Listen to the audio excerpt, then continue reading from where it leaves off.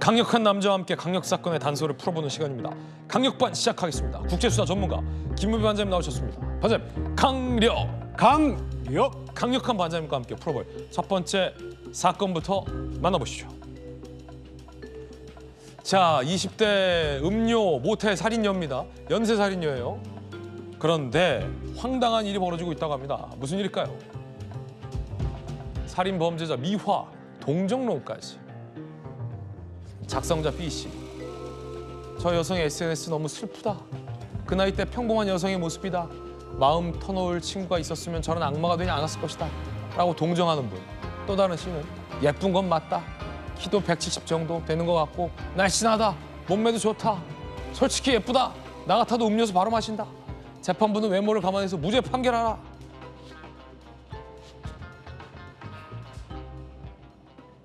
참 생각 없이 사는 사람들이 많은 것 같아요. 그렇습니다. 제가 보기에는 아니 이게 뭐 무죄 줄 일입니까? 생각을 하고 무죄 줄 다뤄야지. 상황이 아니죠. 알다시피 다시 돌이켜 보게 되면 12월 달, 1월 달, 2월 9일까지 남성들을 만났습니다. 예. 남성들에게 수면제 성분이 든 약물을 건네서 그중에 2명은 사망을 했고 1명은 상해를 입었었는데 19일 날 구속돼 가지고 검찰에 송치를 했는데 저 SNS에 저 피의자 김모 씨의 사진이 지금 털리고 있습니다. 그러다 보니 저 사진을 보고 계정을 봐서 사람들이 예쁘니까 무죄다. 그리고 어느 분은 예쁘다. 나라도 음료수를 마실 수 있다. 이 얘기는 내가 죽는다는 얘기 아닙니까? 예. 물론 이런 말들. 그리고 판사가 무죄해달라. 이건 정말 제가 보기에는 이 내용이 진심이 아니고 장난이나 비꼬는 거나 그런 유머로 생각이 들지만 그래서 저렇게 쓰게 되면은 저걸 본 피해자 가족 같은 경우에는 제2차 피해가 올 수도 있고. 아니 저 진심 같아요. 나의 천사요. 지금 갇혀 있더라도 내 사랑이 당신을 구원하리. 출소할 때까지 기다릴게요. 사랑해요. 이거 제정신으로 쓴 글입니까? 저거 진짜이라고 생각이 들겠습니까?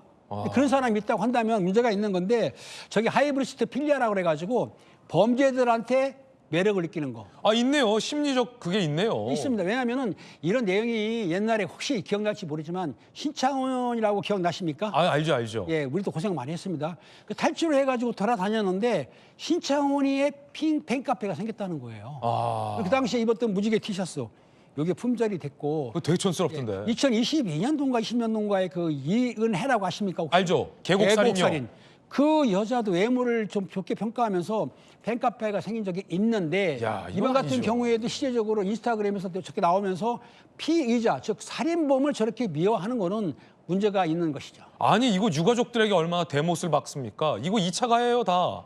아닙니까? 당연히 2차 가해인데요. 저거를 SNS 저렇게 보는 사람들이 아까 말했듯이 제가 볼 때는 진심일 가능성보다는 저거를 비꼬는 것이라든지 저는 그냥 장난을 한 것이라고 믿고 싶습니다. 사실. 네. SNS 팔로워도 급증했다고 합니다. 이 범인의 SNS 팔로워가 9천 명 이상이 급증했다고 하는데요. 자, 9천 명 이상이 늘었다는 거예요. 13일 265명에서 얼마 되지도 않은 팔로워였는데 9천 명 이상 어마어마한 거죠. 댓글들을 보면 심각합니다. 진짜 문제 있어요. 이러면 안 됩니다. 뭘 그렇게 잘못했는지 모르겠다. 감형하라. 당신 편에다 힘내라.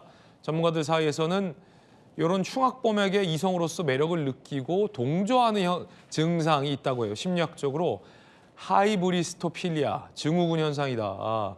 라는 건데 반장님, 우리 같은 사람들은 도저히 이해가 안 되는 건데 저게 뭐 심리학적인 저게 있나 보죠? 하이브리스토필리아? 저게 이제 무슨 말이냐면은 하이브리스토필리아라는 게 모든 사람이 있는 게 아니고 범인들이 좀 잘생겼다든지 매력이 있을 경우에 그걸 보는 그 시청자분들이 오히려 그 피해자를 두둔하거나 옹호하는 게 지금까지 우리나라도 있었습니다. 그러니까 저런 심리를 가진 분들이 자기의 관심을 받기 위해서 한 수도 있겠지만은 저게 문제가 정신적으로 문제가 있는 것이 어찌됐든 간에 저런 댓글을 쓰게 되면은 본인은 장난이든 사실은 아니든 간에 저걸 보는 사람들 가족들, 즉 피해자 유족 같은 경우는 제2차 피해가 하기 때문에 저렇게 쓰고 싶다 하더라도 안 써야 되는데 그냥 쓰는 분이 많아요. 그리고 아까 그 계정 팔로워가 200 몇 개에서 9,000개로 늘었다면서요. 네. 상당히 사람들이 관심을 갖는 얘기인데 저거를 범행을 하지 말아야 된다는 관심보다는 저렇게 보게 되면은 범행을 옹호하는 거 아닌가라는 생각 들기 때문에 절대로 댓글에 저런 글씨를 쓰면 됩니까? 안 됩니까? 안 되죠. 안 되는 거죠.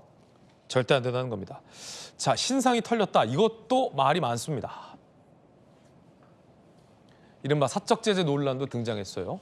신상을 비공개하기로 경찰이 결정한 것 같아요.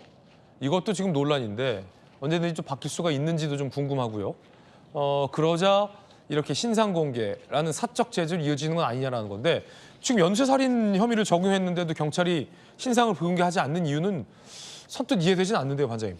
경찰에서는 법이 있습니다. 특정 중대범죄 그 신상정보공개위원회의 법이 있는데 신상 정보를 공개하기 위해서는 심의위를 열어야 됩니다. 근데 경찰에서는 이번에 저 김모 씨에 대해서는 심의위원회를 안 연다고 한 거예요. 그러니까요. 심의위원회 같은 경우는 저 중대 잔혹한 범죄고 또 중대 피해자가 있어야 되고 알다시피 증거가 확실하지 않습니까? 네. 그기도 하고 공익을 위하고 또 재범 방지를 위해서 열어야 되는데도 불구하고 잔혹한 범죄잖아요. 근데 잔혹하게 보지는 않습니다. 왜냐하면 저 경찰에서 보는 잔혹하다는 얘기는 무슨 살해를 한 다음에 사체를 훼손하는 게 아니고 약물로 했기 때문에 잔혹한 것 같지는 않다라고 보기 때문에 또 그리고 저는 그게 더 잔혹한데요. 그래요? 약물이 더 잔혹하죠. 그렇지만 이제 외상으로 보기에 그리고 또 문제는 어. 뭐냐면 저게 사회적 파급 효과가 크지 않다고 보기 때문에 신상공개위원회를 자체를 열지 않았는데 제가 보기에는 저 정도 사건이면은 다른 사람도 피해를 줄 수도 있기 때문에 그럼요. 신상공개 정보를 해야 되는데 불구하고 경찰에서는 혹시라도 공개를 했을 경우에 모방 범죄가 있을지도 모르는 생각을 했을 것 같아요. 그렇기 때문에 그거를 차단하기 위해서 안 했는데 어쨌든 저걸 안 했다고 그래가지고 지금 굉장히 그 신상 공개 정보가 고무줄이다. 어느 때는 하고 같은 범죄라고 안 한다기 때문에 제가 보기엔 제 생각에는 공개를 해도 괜찮을 것 같은데 일단 공개 심사위원회를 열어서 심사위원들이 외부 인원이 4명이 있거든요. 7명 중에 그분들이 찬성을 하면 하는 거고 반대하면 안 할 수 있는데 그렇죠. 정말 열었으면 싶은데 아직까지는 공식적인 발표는 없습니다. 저는 반대의 말씀 맞는 것 같아요.